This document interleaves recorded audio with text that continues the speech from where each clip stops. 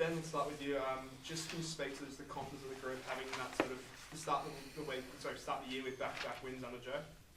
Yeah, obviously, everyone knew coming into this year, new coach, new playing group. It was going to be kind of unknown, but to start the year with 2 wins, it's what we set out to do, and it's a really good group here. Boys are tight, and it's starting to show on the field. So there's a good vibe in the group at the moment. I guess on sort of looking towards Georgia, how important is it to sort of keep that going and not overlook Georgia, particularly sort of how the sort of World Cup result went, where they pushed you to the 60th minute and then you ran away. Yeah, obviously it's another game. Test match rugby, whoever you're playing, it's going to be a tough game, afternoon game. So there should be some good footy played. But like you said, Georgia are a team that's on the rise. They've had some good results. They beat Japan on the weekend. Some big results last year as well. So we're just going to prepare like we always do. But yeah, it's going to be a tough game for sure.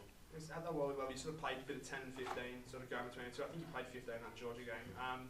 Has Joe sort of indicated where he sort of sees you sort of suit best in this sort of in his plans? I've been training just at 10, so I think just at 10, myself, Tommy Liner and Noah, we've all been rotating in and out there, and we've got Kells and Tommy Wright at fullback, who are both exceptional players. So at the moment, just at 10, but I'm happy to play wherever the team needs me if that happens. Ben, I know you weren't on for very long in Melbourne. How difficult was it just coming in those conditions with like a really greasy ball? Like how did you find it out there? Yeah, obviously it's always pretty tough when you're coming off the bench, with 10 or so minutes to go. You don't want to try overplay to get into the game, but you need to be ready for any opportunity that presents itself. And especially when it's wet, it always makes it a bit harder. But the boys already set up a good platform when I came on. All I had to do was my job, and the boys around me helped that. And just fortunate to close out the game and get the win. You mentioned earlier, obviously, it's a new setup. The boys are connecting really well. Can you just take us into a bit of the culture? Obviously, there's quite a lot of new faces, people like Angus here. Take us into that. Like, how has it felt, sort of, you've been around Wallaby sides before? Yeah, like I said, it's really, I guess, refreshing. There's still a core group of boys who have been here for the past couple of years, which is good.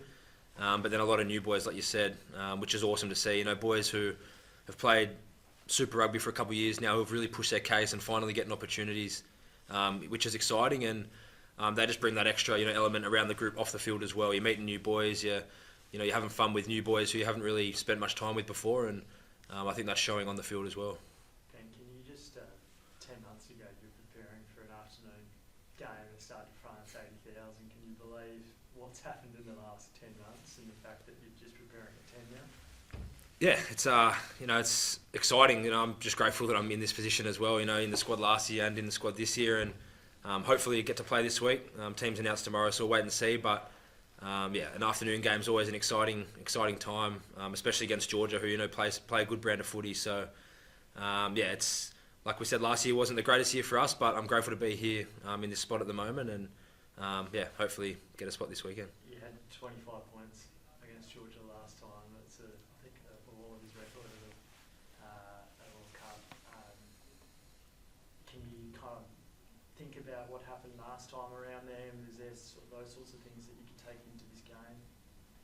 Yeah, there's definitely a bit of confidence there. Like I said, Georgia is a bit of an unknown team. You don't really get to play them that often, so it's exciting. And I guess playing them last year, get a bit of an insight on how they play, some of their players, it was not a convincing win last year, but we can take a little bit of confidence out of that. But like I said before, they've had a great result last week.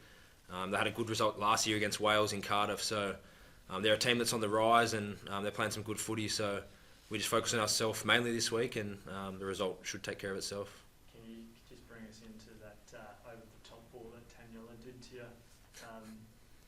Has he been showing you the footage of what he did then? Are you expecting something like the same?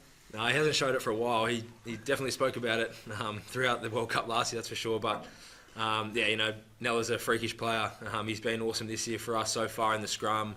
His carries, and when he does that kind of stuff as well, it just shows the kind of athlete he is. So it's exciting, playing behind a forward like that, and hopefully he can produce something like that this week. And have you guys looked at any of the footage during their win against Japan on the weekend yet?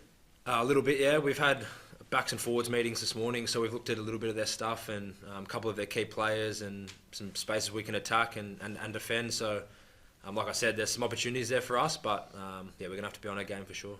Angus. Yeah, so Angus, mate, what a whirlwind last month from speaking to you in Brisbane to now. Can you believe the roller coaster journey you're on? Yeah, it's been pretty crazy. I think was not expecting to, even play one test this year, let alone getting two back to back. So it's been really good and really good sort of winning mentality the last couple of games as well. Like they've been hard games. Wales are a quality team, but it's just been really good. Just learning so much, learning all the boys, the coaches and staff, and just trying to improve my rugby at the same time.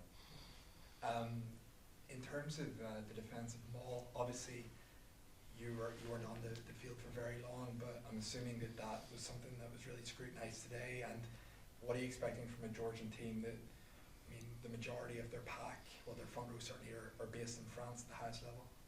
Yeah, look, excuse me. I think anyone watching, whether you guys or the average person at home, can see that we weren't well. We didn't do well on the weekend there. So I think any team will play, you're going to try and target that. It'd be sort of we're expecting them to come there. So with this week we're really just focusing on sort of defending that, and then we'll obviously look at them and ourselves on how we can improve there. I think that we had a good mindset, just a couple of technical things that we just didn't quite get right. We just a couple of big forward sessions coming up this week, I think. Specifically, what was it that you really didn't get right in terms of those defensive mauls? I think we probably tried to just sort of hit and hold, without giving away our game plan too much. We just probably just tried. We got a good hit, but then we sort of let them sort of gain a bit of momentum, and then they sort of did that sort of swimming around the sides, and we weren't quite ready for that.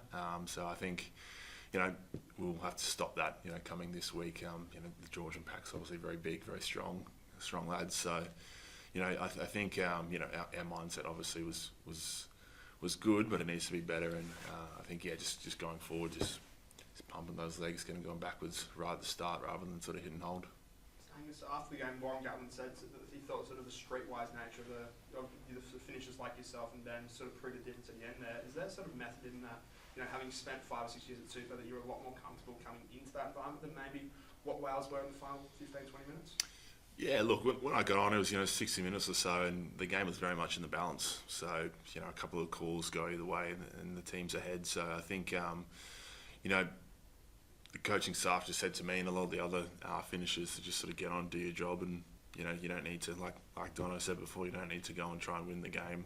In that sort of last period, you just need to go and do your job and be confident in yourself, in the team, and just bring that energy. So when there's sort of that third quarter, fourth quarter in the game, you just need to bring a lot more energy, spark the boys who've been playing the whole time up, and just try and make an impact without going too crazy. So we just got on, did our job, and get the win in the end. I was going to say,